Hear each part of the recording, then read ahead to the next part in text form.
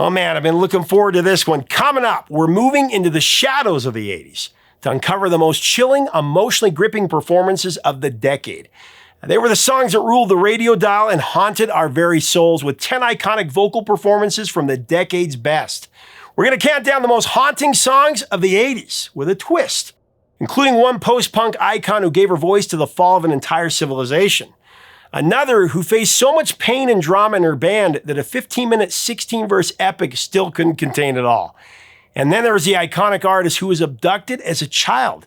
And after a detective finally rescued her, she struggled to speak off and on for years. But it fueled her songs, including a haunting 1985 hit that became her biggest.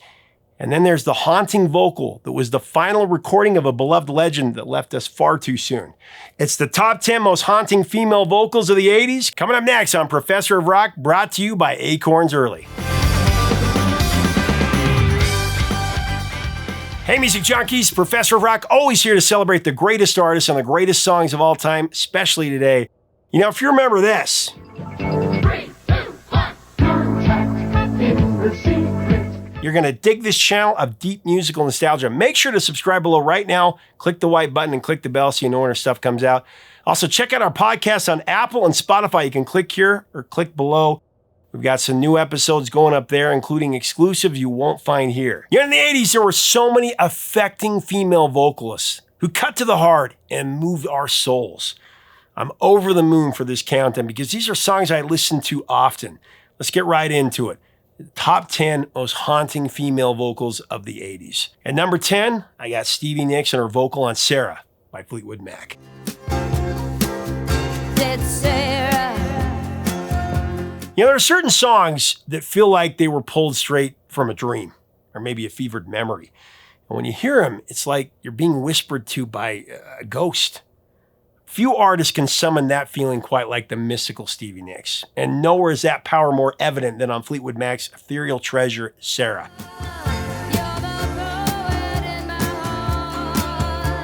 I mean, Sarah is more than a song. It's a spell. It's a confession, a deeply personal story wrapped in veiled poetry and wrapped again in the shimmering veil of Stevie Nicks' incredible voice. From the moment she murmurs the first line, "Wait a minute, baby, stay with me a while," you're transported to her inner world. Stay with me a while. The heavy influence behind the song was half a dozen things depending on your source. Alluding more misadventure and drama than the human mind can probably grasp. I mean, it is Fleetwood Mac.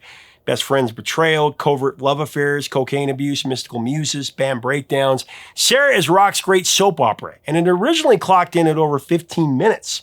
It had a total of 16 verses, and even that might not have been enough to contain the true story that Stevie Nicks intended. After all said and done, though, Sarah was edited down to a radio-friendly 4+ minutes, and then there's a 7-minute version on the album.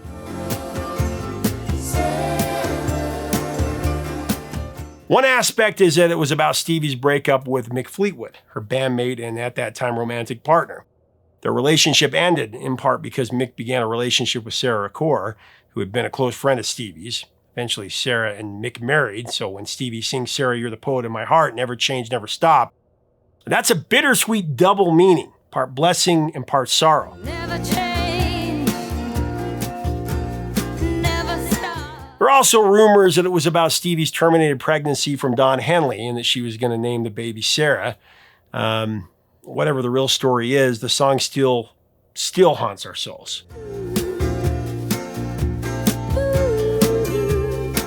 As the second single from Fleetwood Mac's double album Tusk, and I think the best song of the album, Sarah peaked at number 12 in Canada and number 7 on the Billboard Hot 100. Stayed there for 3 weeks in early 1980.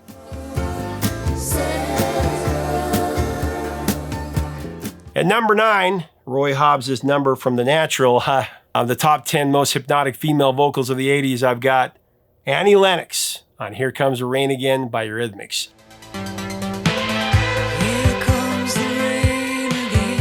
You know, some voices haunt you long after the song ends, and some songs feel like they were born in the space between a tear and a thunderclap. That's exactly the feeling you get the moment Annie Lennox opens her mouth on Here Comes the Rain Again. Her voice hovers like it's navigating through a foggy romantic hangover. Falling on my head Now, released in 1984 from the Touch album, this synth-pop masterpiece by Eurythmics might be dressed in electronics and icy orchestration.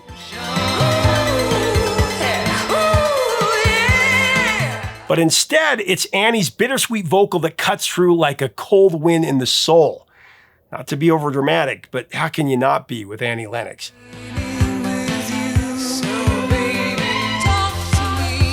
She starts soft, almost like she's confiding to herself. Here comes the rain again, falling on my head like a memory. You can feel the melancholy in her breath, like the weight of an emotional storm she's resigned to live with. Falling on my head like a memory.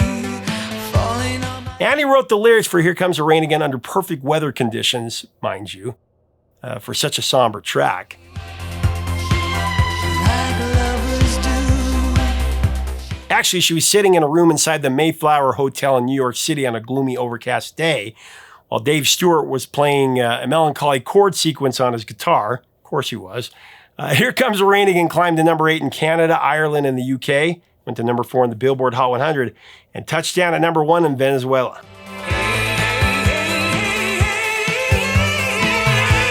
Next up on the countdown of the top 10 most haunting female vocals of the 80s, I've got Ann Wilson's vocal on What About Love by Heart at number 8.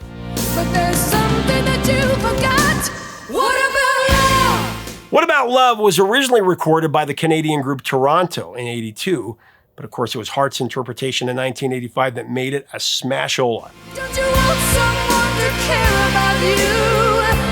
What about This is around the time that Heart was struggling as a band. They hadn't had a big hit in years and they thought it was over for them. Their last chance came with a new record contract from Capitol, but it had strings attached to it. The label made them use outside songwriters and they were forced to glam it up in the big hair 80s way.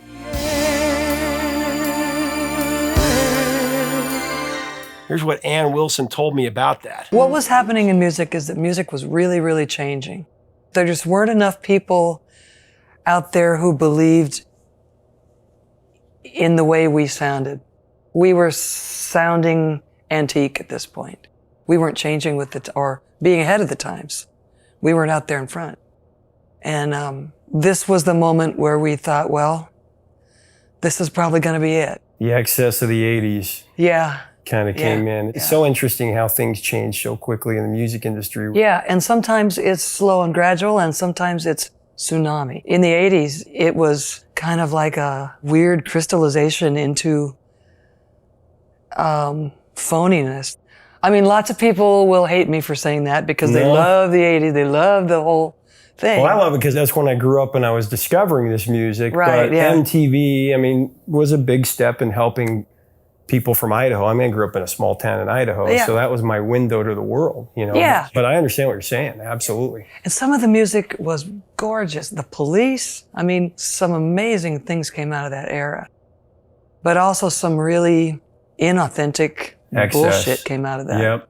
Excess. Like Nancy always says, the type of drugs that were popular then even got egocentric. Right. In the 70s, it was weed and acid and those drugs that worked against the ego, you know. Right. It's just like, hey, whatever, man. When cocaine comes in Yeah. and the icy drugs, everyone is just the Right. coolest Oh, yeah. thing on I'm the gonna face of take the on earth. the world. Yeah, I'm exactly. I am the coolest. Yeah. So that was a big change. Holly Knight on keyboards, Grace Slick and her bandmate Mickey Thomas as backup singers, along with Lynn Wilson on What About Love. The single ignited a big resurgence for Heart in the 80s, giving them their biggest hit in 8 years. Don't let it slip away. Went to number 8 in Canada, number 10 on the Billboard Hot 100, and number 3 on the mainstream rock chart. I want to mention our sponsor. You know, I have this friend who used to give her kids a fake credit card, the real credit limit and everything, just to teach them financial responsibility. And I remember thinking, what a great idea.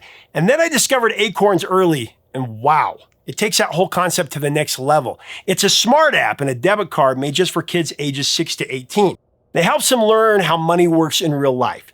Saving, spending, earning, and it helps parents manage it all, from tracking purchases to setting up chores and allowances. As a parent of 2 young kids, I'm all in on this. I only wish something like this existed when I was growing up. I also found out that on the Acorns Early app, you can even open an investment account for your child and learn about building wealth together. It's not just smart, it's a great way to connect with your kids about their future. Head to acornsearly.com/POR or download the Acorns Early app to help your kids grow their money skills today. Again, that's acornsearly.com/POR. Acorns Early Card is issued by Community Federal Savings Bank, member FDIC, pursuant to license by MasterCard International. T&Cs apply. Monthly subscription fee starting from $5 per month unless canceled. Coming in at number 7 on the countdown of the top 10 most haunting female vocals of the 80s, I got Siouxsie Sioux's chilling vocal on Cities and Dust by Siouxsie and the Banshees.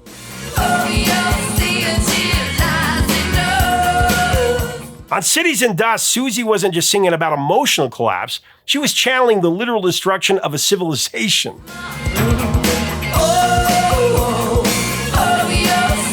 The song was inspired by the ruins of Pompeii, the ancient Roman city buried in volcanic ash after the eruption of Mount Vesuvius in 79 AD. And when Siouxsie steps to the mic, it's like she's bearing a play-by-play witness to the devastation in real time. She's like a time traveler.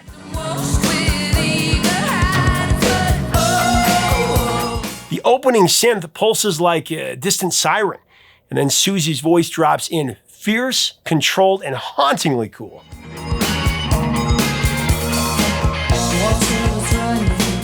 Water was running, children were running. I mean, the way she draws out her phrases, almost detached yet emotionally magnetic, gives the track an otherworldly tension. She's narrating the tragedy like a dark priestess recounting the fall of an empire. Siouxsie co-wrote Cities and Dust under her real name, Susan Ballion, with Banshee Peter Edward, known as Budgie, and Stephen Severin.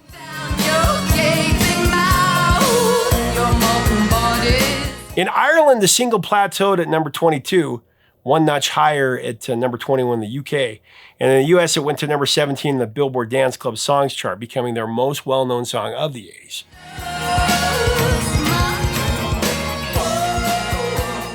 Onward and upward with the top 10 most haunting female vocals of the 80s countdown. I've got Karen Carpenter's vocal on Now by the Carpenters at number 6. Now. Some singing voices live in your heart long after the last note fades. Karen Carpenter's voice has that effect on me, and all of you watching, I know. It's one of those rare instruments that carries not just melody, but soul-deep truth.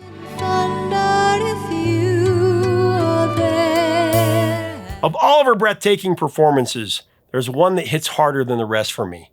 Not just because of how it sounds, but because of when and how it was recorded. Karen's last recorded vocal was on the song titled Now, and it's a tearjerker.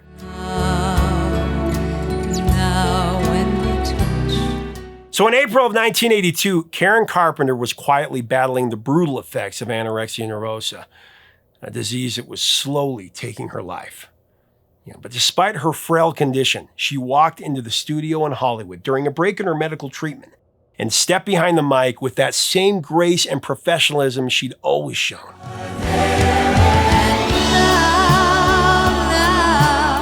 When the tape rolled, something transcendent happened. With a live orchestra playing just feet away, Karen sang, "Now when it rains, I don't feel cold." A lyric so gentle, yet aching with an almost prophetic sadness.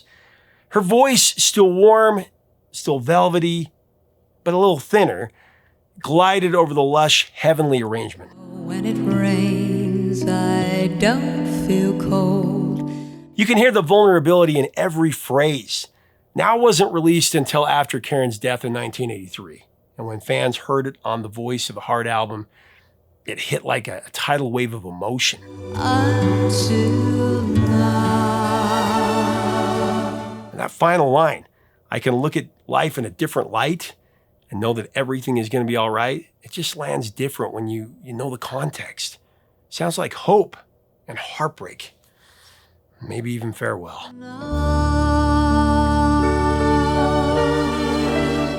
Next up at number 5 on the countdown of the top 10 haunting female vocals of the 80s, I've got Pat Benatar's performance on the album track, "Hell is for Children," from her Crimes of Passion LP.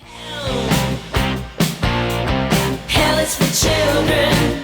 You know, in 1980, Pat Benatar unleashed a song about child abuse that stopped people dead in their tracks. The song was called Hell is for Children, and it was a bold, emotionally devastating anthem born from real-world horror.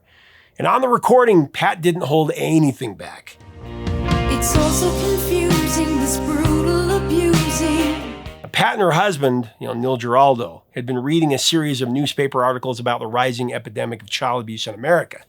The stories were brutal, and they lit a fire inside of her. Neil said when he got a hold of it, he finished writing the melody and he worked on the chorus and did the outro section to build it up because he wanted the whole song to be very sad. This is the beginning. They cry in the dark. He wanted to make it intense so you could really feel the pain of what the song was about, so by the time it ended, you were just exhausted as a listener. His words.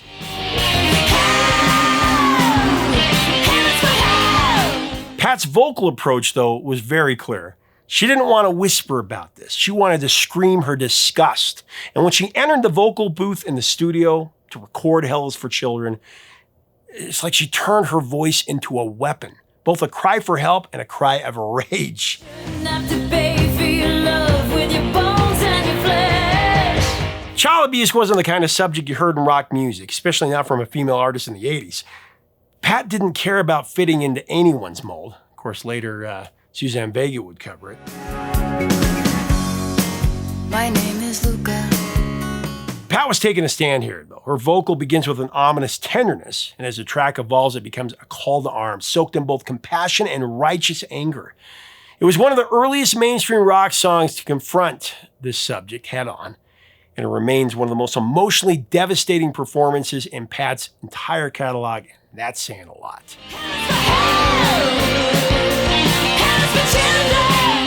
Coming in at number 4 on our vocals countdown, I've got one of my favorite songs ever, Martha Davis's vocal on Only the Lonely by the Motels.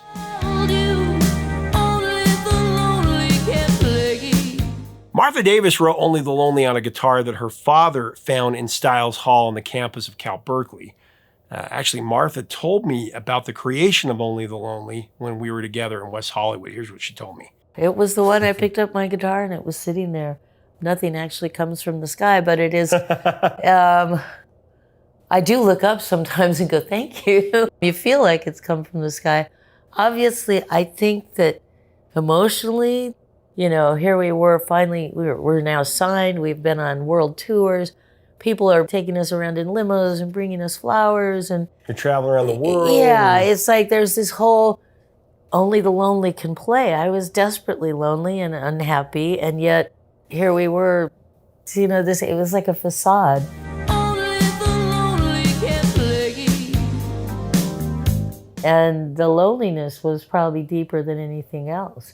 Yeah. It's amplified by the fact that you're supposedly, so Successful Yeah. and happy. yeah, and people are loving you. So, and one line of the, I'm so lonely way up here. I feel so lonely.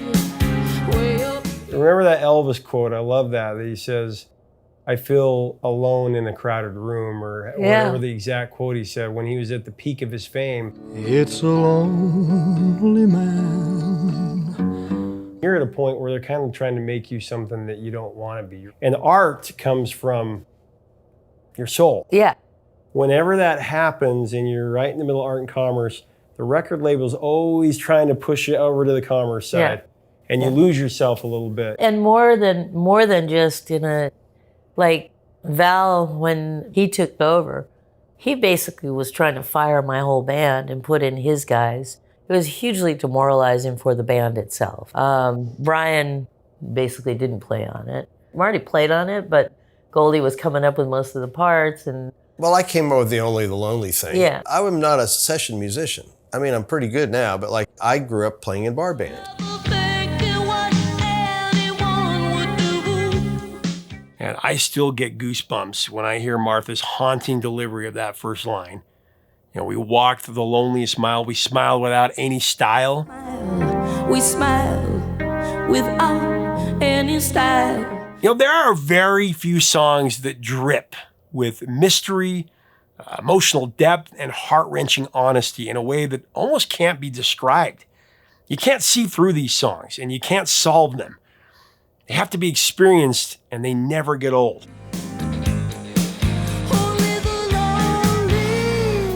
Only the Lonely is one of those rare songs in spades. Truly, one of my favorites ever. Only the Lonely by the Motels was a number 10 hit in New Zealand and peaked at number 9 on the Billboard Hot 100 in 1982.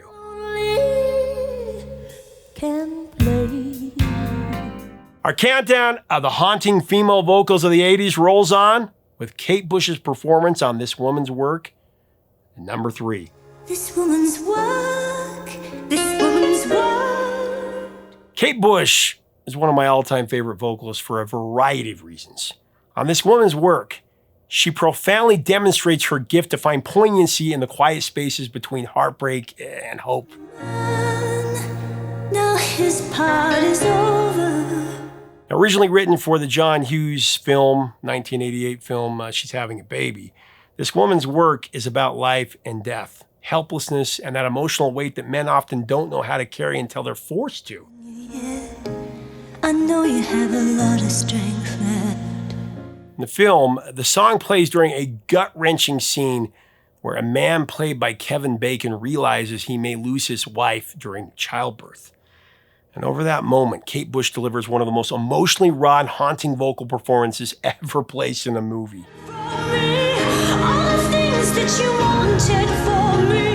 Kate sings from the perspective of a man suddenly overwhelmed with guilt and regret and powerlessness. All the things he didn't say, all the ways that he took her for granted, all the moments he thought he had more time for, all the things we should have said that I never said. All the things that we should have done that I never did.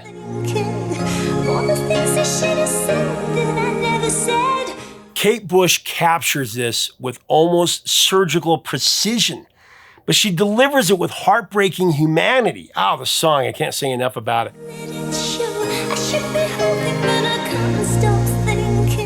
This is a song that I've listened to so many times. I listened to it when my wife was pregnant with our first son, William, who's now almost 17. My wife and I had suffered 3 devastating miscarriages over the first 4 years of our marriage. And I was kind of resigned to the fact that it was going to happen again because the heartbreak was so overwhelming in the hope of being parents. My wife, she'd also suffered physically throughout these pregnancies. I was really worried about her health in this latest one. At this point, my wife had made it about 9 months. For the last few weeks of that pregnancy, I just couldn't sleep at night. I'd listen to this song and I'd hold her as she slept, and Kate's vocal would turn me into a mess of tears and anxiety and dread.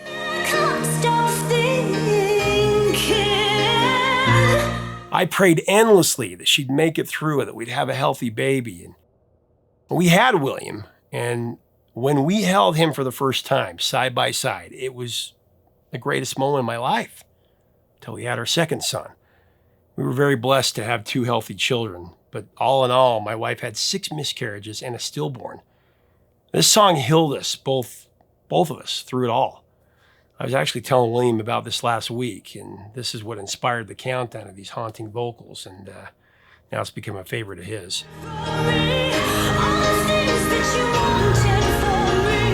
This Woman's Work, it was not meant to be a conventional single. It would get traction on the music charts. It went to number 29 in the UK singles chart, number 20 in Ireland. But what Kate's vocal on that track did more than anything was make it a timeless song that will always be a voice for unspoken pain that so many of us carry, but have difficulty articulating.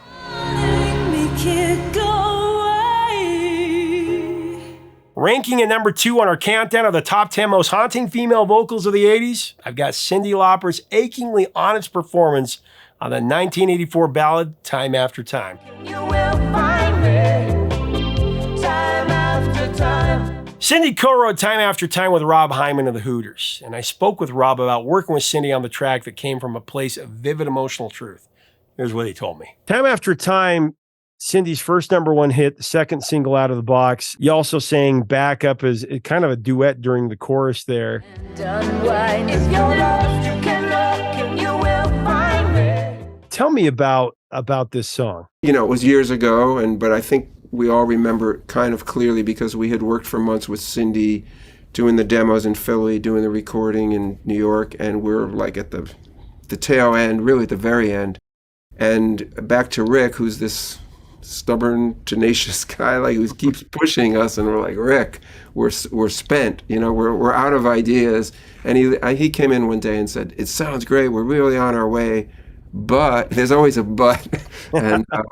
And in this case it was, but we could use one more song. And it literally was, that's the story of it. It was, the door was closing on the project, we could use one more. And we sat in the studio one night at a piano and just threw around some ideas. And Cyndi, one thing we clearly remember, Cyndi came in with the title. She came in with it was a title of a movie from a TV Guide, for those that remember the TV listings in a little magazine you'd get. It was the H.G. Wells, Mary Steenburgen, Malcolm McDowell, exactly.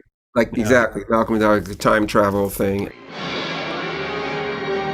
Time after time. I have to go back and watch it again. I think we saw it long ago. Anyway, she said, time after time. I started playing it at the piano, just the hook, time after time. It was a much more up-tempo, a little bit of a ska reggae-ness to it, a little bouncier. And then over time, it slowed down and became what it was. And then we were like right into the studio. And I always tell people what's amazing about that is the record is the demo. We didn't do a demo, whereas all the other songs we have demoed to death and then some. But this one was okay, and Rick heard it in progress, and Eric, and it was kind of like, let's try this and let's add that. And again, the Juno keyboard was the basic pad, that synth sound, and Eric plays guitars, and it was just go right to the multi-track. This was on a 24-track. Time After Time became Lauper's first #1 hit on the Billboard Hot 100. It's really easy to understand why. It proves she wasn't a pop act or a gimmick. Some people said that after Girls Just Want to Have Fun.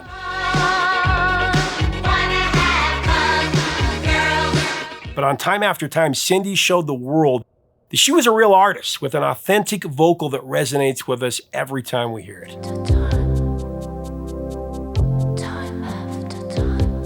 All right, my friends, the performance we chose as the most haunting female vocals of the 80s is as impactful as they come. At #1, I got Aimee Mann's vocal on Voices Carry by Till Tuesday.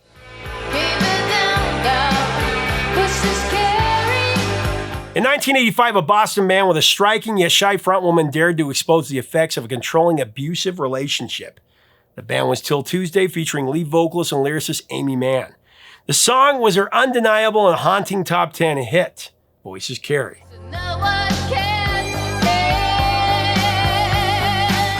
Aimee Mann went through an incredible ordeal when she was only 3 years old. After her parents' divorce, she was kidnapped. She was abducted by her mother and her mother's boyfriend. She was rescued after her father hired a private detective and found his little daughter in Europe. Young Aimee was returned to her father's home in Boston and united with her stepmother and her 2 stepbrothers. But that experience deeply affected Aimee's childhood and complicated the rest of her life. She was so traumatized by the abduction, the kidnapping, that she didn't speak for months at a time. Her parents were worried that she had developed serious psychological issues. When reflecting on that period of her life, Aimee said that she remembers feeling trapped on every side. And with the help of a psychiatrist, she gradually felt comfortable with her surroundings. And then when she was 12, she began to learn to play the bass guitar. Actually, she started playing her brother's guitar. And that pain and trauma that she'd experienced would certainly mold her future as one of the most important voices of the 80s and beyond. She's still releasing incredible music. So let's zero in on her heart-wrenching performance on Voices Carry.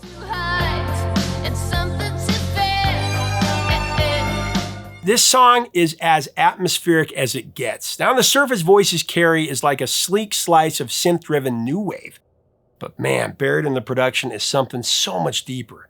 A cry for help, a plea to be heard from countless hours of being stifled.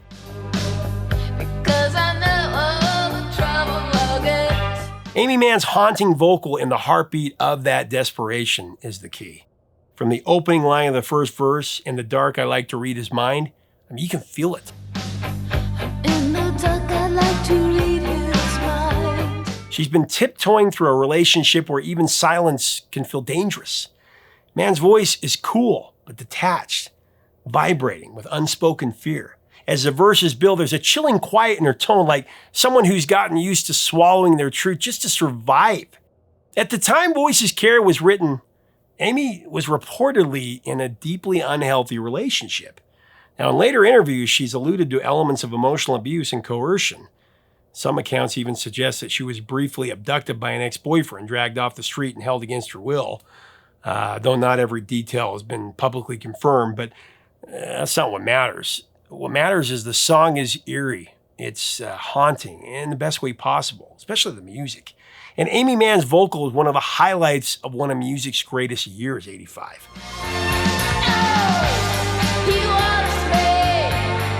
The lyrics were hard to understand at first. I mean, I have to admit, as a little kid, I thought she was saying, it's so scary. Other times I thought she was saying, this is Carrie. Luckily, I figured it out. But even as a kid, whenever the song came on, it stopped me. It haunted me. It was a ghost coming out of the machine.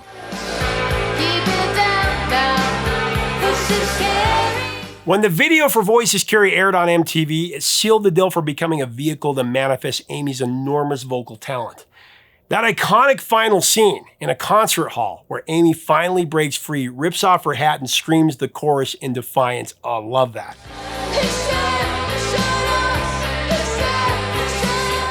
Voices Carry became a declaration of independence for anyone who'd ever been told to sit down and shut up.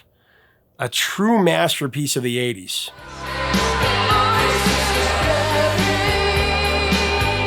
I gotta do a honorable mention though, Oh Father by Madonna.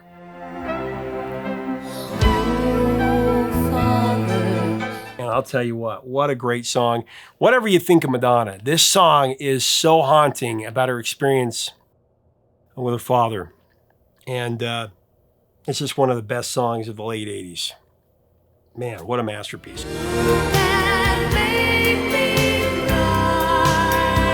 What are your memories of these songs? What do you think are the most haunting vocals of the 80s? Are there any that I missed? Should we do a most haunting vocals for Mel's? Would you like to see for the 70s, for the 90s?